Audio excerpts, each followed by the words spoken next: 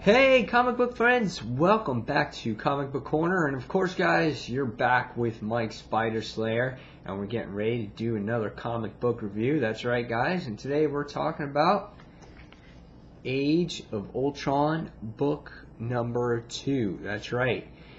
Again, Marvel's a big event of the year. A lot of people have been dogging the series, saying that we have no idea what's going on. The first issue was a filler issue. Is Peter Parker, Peter, or is he Dr. Octopus? What's going on with this series? Is it taking place in an elsewhere story? How does this have to do with the new universe? Lots of questions, and so there's a lot of answers, to these people's questions that are yet to be determined, and that stays true to this particular issue right here. I think we're going to get bits and pieces of how the Earth became this way, and and it's up to you, the reader, on if you're going to invest in the money in this particular series, because Marvel has these big events every year, and we have to, make that decision. And these big events are hyped up, and everyone gets all excited for it, and then in the end, it's a disappointment in one way or the other. Avengers vs. X-Men, in a way. Civil War was all delayed with their titles, and Pure itself was a mess, and you had the Skrull invasion, and that one was pretty cool, I guess. So what does this one have to offer? The last issue was just you were throwing into a world that has been destroyed, and you had nothing to do with anything, really. You just had Hawkeye saving Spider-Man. Well, in this particular issue, it kind of continues where we actually left off.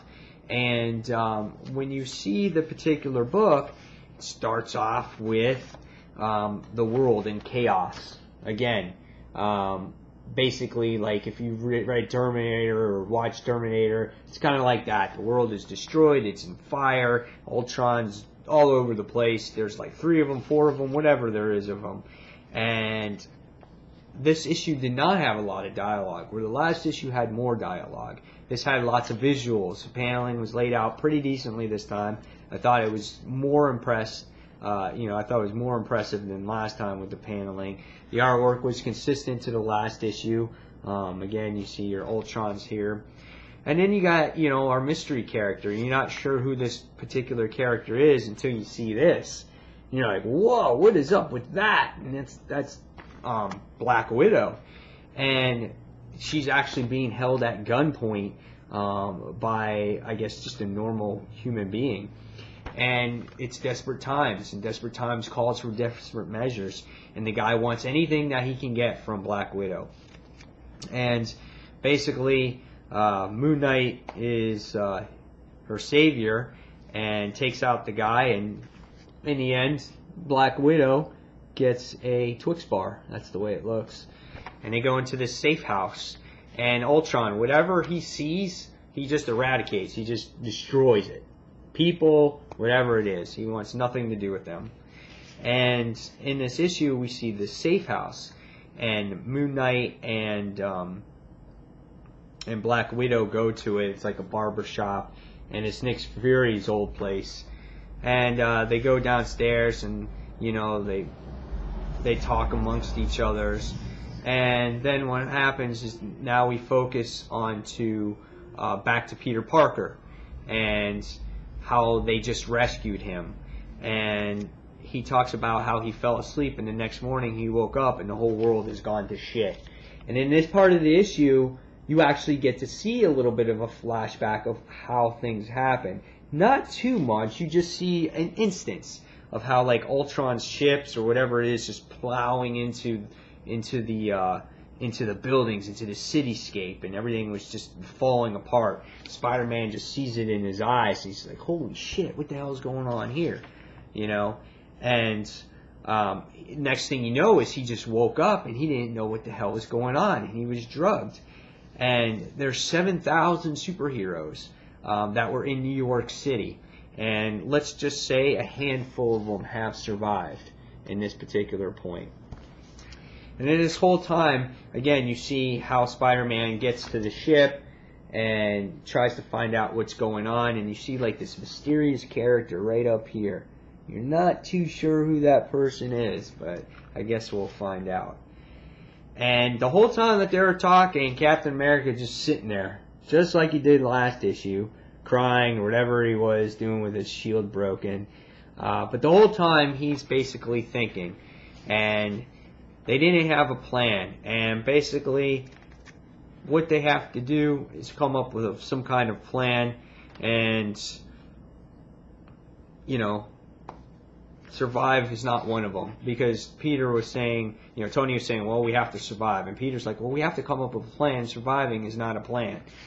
Captain America all of a sudden takes himself off the ground, dusts himself off, and he goes, the reason why we failed is because we didn't have a plan.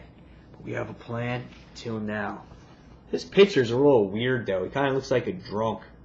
I don't know. It kind of looks like his arms are broken. He could have done a better picture for him. He pricks up that busted shield and everything. So Captain America has a plan, and I guess we'll get to see that plan in the next issue, because in March you have the tie-ins for FF and then Superior, and then the next thing you see is next, the plan. So it's just interesting to see how this plan will unfold. So the story plot's starting to thicken a little bit. You get to see Spider-Man's side of the story on how he was kind of like abducted, or a little bit of the past, a glimpse to the past. And now you get to see the Avengers, that they're going to come up with this plan to try to stop Ultron. So that's what I got out of the issue. It was cool to see Moon Knight and Black Widow interact with each other through sign language, because you can't talk too loud or anything like that. So they got to go real undercover. So I like this issue. It was good. It's moving at a slow pace because there's so many books to it, and I hope that the story starts getting really, really good. Again, I'm keeping an open mind to it. I don't think it's bad in every way. Did I think it was a breakthrough, excellent issue? No, but it was still decent enough to keep my interest, and I'm interested to see how these Avengers do this plan. So with that being said, I'm going to give this book a 3.5 out of 5. I was shocked last issue. I gave it a higher grade because it was cool to see that world that was all in chaos and perish and everything else. Well, now you're already in that world, and I'm like, okay, so now let's get on to the story. Let's see how it thickens. So we get to see a little bit of Peter, like I said, and then the plan that's going forward in the next issue. So I'm going to give it a 3.5 out of 5.